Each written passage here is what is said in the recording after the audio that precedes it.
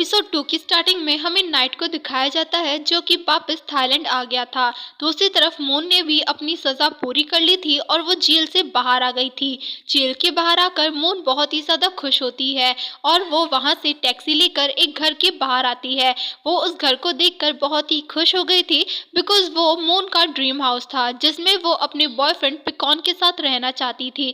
जैसे ही वो उस घर में पिकॉन को देखती है, वो जाकर पिकॉन को हग कर लेती है। पिकॉन मून को वहाँ पर देखकर बहुत ही शॉक होता है और वो मून से कहता है वो यहाँ पर कैसे आई, जिस पर मून बताती है उसके अच्छे बिहेवियर को देखते हुए उसकी सज़ा में 2 महीने की कमी कर दी गई और उसे टाइम से पहले ही छोड़ दिया गया। साथ ही वो बहुत ही ज़्यादा एक्साइटेड थी, इसीलिए वो दोबारा से पिकॉन को हग कर लेती है। लेकिन पिकॉन मून को वहाँ से भेजने के लिए बहुत सारे बहाने बनाता है, लेकिन मून तो इतना ज़्यादा एक्साइटेड थी कि वो पिकॉन के किसी भी बात पर ध्यान नहीं देती। इनफैक्ट वो तो उस घर की डेकोरेशन को देखने लगती है जो कि सब कुछ मून के टेस्ट के अकॉर्डिंग किया हुआ था। मून उस घर के अंदर आकर सोफे पर लेट जाती है। पिकॉन वहाँ से मून को हटाने की कोशिश करता है, लेकिन वो गलती से मून के ऊपर ही गिर जाता है। तभी वहाँ पर एक वुमेन आती है और वो पिकॉन को मून से दूर करती है। वो लेडी पिकॉन को अपना हस्बैंड कह रही थी। साथ ही वो मून से कहती है मून ने उसके हस्बैंड को टच कैसे किया। हस्बैंड वर्ड सुनकर मून एकदम शॉक हो गई थी और हमें पता चलता है इस लेडी का नाम लिनी है जो कि पिकॉन की वाइफ है। साथ ही लिनी को ये भी पता था मून जेल जा चुकी है बिकॉज उसने किसी के साथ फ्रॉड करने की कोशिश की है, इसीलिए वो मून को बहुत ही उल्टा सीधा और बुरा भला कहती है। और साथ ही मून को भी पता चल गया था पिकॉन उसके साथ चीट कर रहा है, उसने ऑलरेडी किसी और लेडी के साथ शादी कर ली है। इसीलिए मून भी लिनी को बता देती है पिकॉन उसका बॉयफ्रेंड था और पिकॉन ने ही मून से वादा किया था जब मून जेल के बाहर आ जाएगी तो वो इस घर में दोनों एक साथ रहेंगे और साथ ही पिकॉन उससे शादी भी करेगा। लिनी इस बारे में पिकॉन से पूछती है क्या ये सब कुछ सच है, जिस पर पिकॉन साफ साफ कह देता है ये सब कुछ झूठ है। लिनी मून के किसी भी बात का भरोसा नहीं करती है। इनफैक्ट वो तो मून को स्लैप कर देती है जिसकी वजह से उन दोनों के बीच में फाइटिंग स्टार्ट हो जाती है। पिकॉन उन दोनों को रोकने की कोशिश करता है, लेकिन मून तो पिकॉन को ही उसके प्राइवेट पार्ट पर जोर से मार देती है। मून लिनी से कहती है वो सब कुछ सच कह रही है और जो इंसान झूठ बोल रहा है वो पिकॉन है। इनफैक्ट पिकॉन की वजह से ही मून एक प्रोफेशन लायर और फ्रॉड बन गई है। साथ ही वो लिनी को ये भी एडवाइस करती है कि वो बेवकूफ़ों की तरह पिकॉन पर ट्रस्ट ना करे और साथ ही वो लिनी को केयरफुल रहने के लिए कहकर वहाँ से चली जाती है। सीन शिफ्ट होता है और हमें प्राव को दिखाया जाता है जिसकी आज वेडिंग होने वाली थी। स्टेफ मॉम प्राव को वही नेकलेस देती है जो कि नाइट की मॉम का था और वो प्राव से उस नेकलेस का ध्यान रखने के लिए कहती है, जिस पर प्राव कहती है वो इस नेकलेस का ध्यान खुद की जान से भी ज्यादा रखेगी। स्टेफ मॉम उस रूम से बाहर आ जाती है और हमें पता चलता है स्टेफ मॉम का कोई भी इरादा नहीं है उस नेकलेस को प्राव को देने का। इनफैक्ट वो तो उस नेकलेस को सेल करना चाहती है ताकि वो नाइट को नीचा दिखा सके।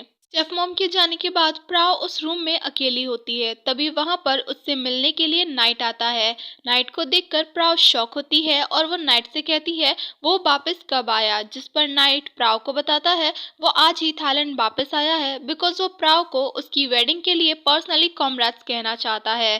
साथ ही नाइट प्राव से उसकी दिल की बातें भी शेयर करता है।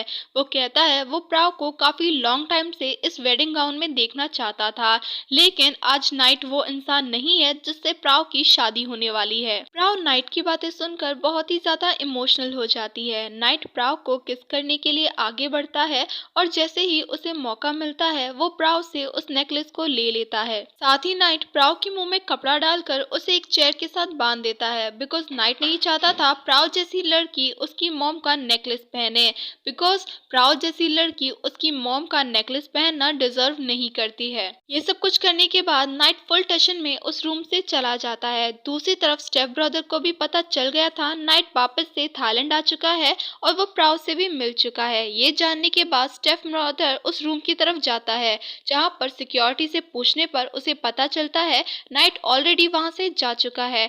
प्राव से मिलने के लिए जैसे ही स्टेप ब्रदर रूम में एंटर करता है वो प्राव को एक चेयर से बंधा हुआ पाता है। स्टेप ब्रदर प्राव के मुंह से कपड़ा निकालता है और उससे पूछता है क्या हुआ, जिस पर प्राव बताती है नाइट नाइट वो नेकलेस लेकर चला गया है। ये सुनने के बाद स्टेप ब्रदर को बहुत गुस्सा आता है और वो नाइट को ढूंढने के लिए वहां से चला जाता है। सीन शिफ्ट होता है जहां पर स्टेप मॉम के पास सेक्रेटरी आकर उसे बताती है नाइट ऑलरेडी वो डायमंड नेकलेस लेकर भाग चुका है। ये जानने के बाद स्टेप मॉम को गुस्सा आता है और वो सेक्रेटरी से कहती है वो इस बारे में जल्दी से पुलिस को इन्फॉर्म करे ताकि वो नाइट को अरेस्ट करवा सके, जिससे वो नाइट को इजीली उस कंपनी से बाहर फेंकवा सकते हैं। अंकल सागदा ने उन लोगों की कन्वर्सेशन को सुन लिया था और वो अकेले में आकर नाइट को कॉल करते हैं। वो नाइट को समझाते हुए कहते हैं नाइट एक जगह पर छिप जाए और जहां तक पॉसिबल हो पकड़ा ना जाए, बिकॉज स्टेफ मॉम ने इस बारे में पुलिस को इन्फॉर्म कर दिया है और वो लोग चाहते हैं पुलिस जल्दी से जल्दी नाइट को अरेस्ट कर ले, जिससे वो कंपनी से नाइट को इजीली बाहर फेंक सकते हैं। साथ ही अंकल सागदा नाइट को ये भी बताते हैं ये सब कुछ एक ट्रैप था, स्टेफ मॉम ने ऑलरेडी ये सब कुछ प्लान किया हुआ था। ये सब कुछ जानने के बाद नाइट अंकल सागदा से कहता है वो अब क्या करे, जिस पर अंकल नाइट को कहते हैं वो जल्दी से उसे होटल के पीछे आकर मिले। दूसरी तरफ हमें मून को दिखाया जाता है जो कि पिकॉन की सच्चाई जानकर बहुत ही दुखी होती है और उसे कुछ भी समझ में नहीं आता कि वो क्या करे, इसीलिए वो उसी होटल में चली जाती है जहां पर नाइट आया था। मून उस होटल के अंदर जा रही थी और दूसरी तरफ से नाइट आ रहा था। इस बीच उन दोनों की टक्कर हो जाती है जिसकी वजह से नाइट का नेकलेस दूर जाकर गिर जाता है। जब वो दोनों एक दूसरे को देखते हैं तो शॉक हो जाते हैं।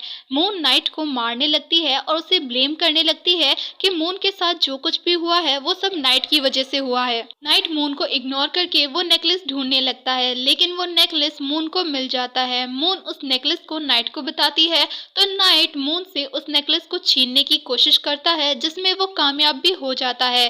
तभी वहां पर कुछ गार्ड्स आकर उन दोनों पर हमला कर देते हैं। उनमें से एक गार्ड मून को नाइट का साथी समझ लेता है और वो मून के हाथों में हैंडकफ्स पहना देता है। जब नाइट मून को बचाने के लिए आता है तो वो लोग नाइट के हाथ में भी वही हैंडकफ पहना देते हैं। अब मून और नाइट दोनों साथ में मिलकर टीम वर्क करते हैं और उन सभी गार्ड के साथ फाइट करना स्टार्ट कर देते हैं। नाइट वहां से भागने वाला था, लेकिन मून वहां से भागने से मना कर देती है और वो नाइट से कहती है अगर वो नाइट के साथ भागेगी तो उन लोगों को यही लगेगा कि मून नाइट का इन सब में साथ दे रही है, इसीलिए मून वहां से भागने से मना कर देती है।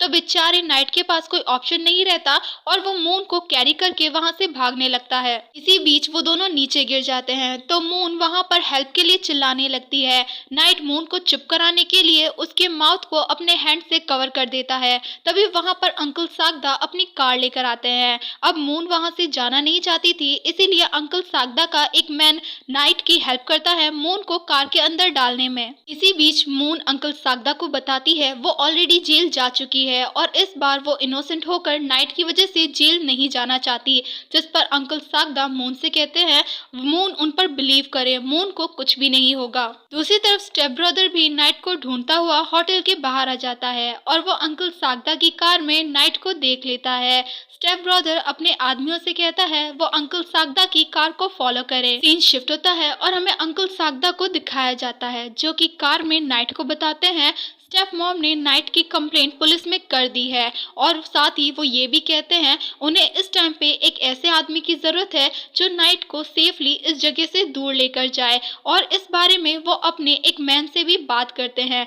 साथ ही अंकल सागदा ये भी कहते हैं जो कोई भी ये काम करेगा वो उसे एक अच्छा रिवॉर्ड देंगे। ये सुनकर मून अंकल सागदा से कहती है वो ये काम कर सकती है। मून अंकल सागदा को एक डील ऑफर करती है। वो कहती है वो इन सब में अंकल सागदा की हेल्प करेंगी, लेकिन अंकल सागदा को बदले में उसे 2 लाख रुपए देने होंगे। अंकल सागदा इस डील के लिए तैयार हो जाते हैं, लेकिन नाइट को मून पर जरा सा भी भरोसा नहीं होता।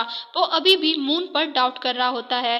तभी एक मैन अंकल सागदा को बताता है एक ब्लैक कार उन लोगों को फॉलो कर रही है और वो ब्लैक कार स्टेप ब्रदर के मैंस की होती है। वो मैंस अंकल सागदा की कार को रोककर उस कार को चेक करने लगते हैं, लेकिन उस कार में कोई भी नहीं होता, बिकॉज मौका मिलने निकलने पर ही नाइट और मून उस कार से बाहर निकल गए थे। उनकी नज़र एक ड्रेसेस की वैन पर जाती है और वो नाइट के साथ उस वैन में छिपने के लिए चली जाती है। उस वैन में बहुत ही कम स्पेस था उन दोनों के छिपने के लिए। तभी वहां पर उन दोनों को किसी पर्सन की आवाज़ सुनाई देती है, जिससे उन्हें पता चलता है ये वैन काफ़ी देर बाद यहाँ से जाएगी। और इस दौरान वो दोनों एक दूसरे के कुछ ज़्यादा ही करीब आ गए थे, जिसकी वजह से वो दोनों ही नर्वस हो जाते हैं और वो लोग डिसाइड करते हैं कि उन्हें इस वैन से निकलना होगा। वो दोनों एक दूसरे का हाथ पकड़कर उस वैन से निकलते हैं और बिल्कुल एक कपल की तरह ही चल रहे थे, बिकॉज उन दोनों को अपने हैंडकफ्स को छिपाना था। सीन शिफ्ट होता है और हमें स्टेफ मॉम अनोन को दिखाया जाता है, जो कि प्राव पर बहुत गुस्सा कर रही होती है और वो प्राव को स्लैप करके उससे कहती है प्राव इतनी स्टूपिड कैसे हो सकती है। वो एक नेकलेस का ध्यान नहीं रख पाई और नाइट उस नेकलेस को लेकर चला गया। तभी वहां पर स्टेफ ब्रदर आता है और वो स्टेफ मॉम से कहता है उसने अपने मैंस को भेजा है, लेकिन वो अभी तक नाइट को ढूंढ नहीं पाए। तभी स्टेफ ब्रदर की नज़र प्राव पर जाती है और वो प्राव से कहता है क्या हुआ, वो क्यों रो रही है। लेकिन प्राव स्टेफ ब्रदर को कुछ भी नहीं बताती और वो कहती है नाइट उसका नेकलेस ले गया, इसीलिए वो बस दुखी है। दूसरी तरफ हमें नाइट और मून को साथ में दिखाया जाता है, जो कि एटीएम पर पैसे निकालने के लिए आए थे और अब वो दोनों इस बात पर लड़ने लगते हैं कि पैसे अपने पास कौन रखेगा। देन वो दोनों एक गैरेज पे जाते हैं जहाँ से वो एक कार खरीदते हैं, लेकिन शायद उन दोनों की किस्मत इतनी भी अच्छी नहीं थी, बिकॉज स्टेप ब्रदर के मैन ने उन दोनों को देख लिया था और वो लोग उन दोनों का पीछा करने लगते हैं। लेकिन नाइट एक बहुत ही अच्छा कार रेसर था, इसीलिए वो अपनी ड्राइविंग स्किल्स का यूज करता है और वो कार को बहुत ही फास्ट ड्राइव करने लगता है। वो ट्रेन के आने से पहले उसे क्रॉस कर देता है और स्टेप ब्रदर्स के मैन वहीं पर फंस जाते हैं। लेकिन इन सब की वजह से मून की तबीयत खराब होने लगती है और उसे सांस लेने में भी प्रॉब्लम होने लगता है। नाइट मून को कार से बाहर निकालता है और उसे काम करने में हेल्प करता है। जब मून काम हो जाती है तो नाइट उसे पानी पिलाता है और साथ ही उसका एक अच्छे बॉयफ्रेंड की तरह केयर करता है। यहाँ पर वो दोनों एक दूसरे को जानने के लिए आपस में बातें करते हैं। मून नाइट को बताती है वो जब 7 साल की थी तभी उसकी मॉम की डेथ हो गई और उसने अपनी लाइफ में बहुत सारी प्रॉब्लम्स और डिफ़िकल्टीज का सामना किया है। साथ ही वो नाइट को ये भी बताती है उसने कौन आर्टिस्ट का काम सिर्फ अपने बॉयफ्रेंड के लिए किया था, ताकि वो दोनों साथ में एक अच्छी लाइफ बिता सके। यहाँ तक कि जब वो जेल में थी तब भी उसने अपने बॉयफ्रेंड के बारे में किसी को भी कुछ नहीं बताया, लेकिन उसकी बॉयफ्रेंड ने किसी और वुमेन के लिए उसे चीट किया और वो नाइट को वो सारी बातें बता देती है। ये सब कुछ सुनकर नाइट को मून के लिए बहुत बुरा लगता है, लेकिन नाइट मून को अपने बारे में ज्यादा कुछ नहीं बताता। वो बस यही बताता है उसके पेरेंट्स की डेथ हो चुकी है। अब जब वो दोनों एक दूसरे की लाइफ के बारे में जान गए थे तो वो डिसाइड करते हैं वो अपनी लाइफ की प्रॉब्लम के साथ फाइट करेंगे और उसका डटकर सामना करेंगे। साथ ही वो एक दूसरे के साथ बहुत सारी बातें करते हैं। देन वो एक छोटे से होटल में जाते हैं जहाँ की ओनर के सामने वो एक हैप्पी कपल होने का प्रिटेंड करते हैं। नाइट उस होटल ओनर को कुछ सामानों की लिस्ट देता है, जिसे देखकर वो होटल ओनर अजीब से एक्सप्रेशन बनाने लगती है। लेकिन नाइट जब उस होटल ओनर को पैसे देता है तो वो तैयार हो जाती है उन सभी सामानों को लाने के लिए। दूसरी तरफ हमें स्टेफ मॉम को दिखाया जाता है, जो कि पुलिस को नाइट की कार का नंबर दे देती है और साथ ही उसे जल्दी पकड़ने के लिए कहती है। साथ ही वो स्टेफ ब्रदर से भी कहती है वो अपने आदमियों को भेजकर नाइट का पता लगाए। और इसी के साथ लव विद लायर का पार्ट 2 खत्म होता है।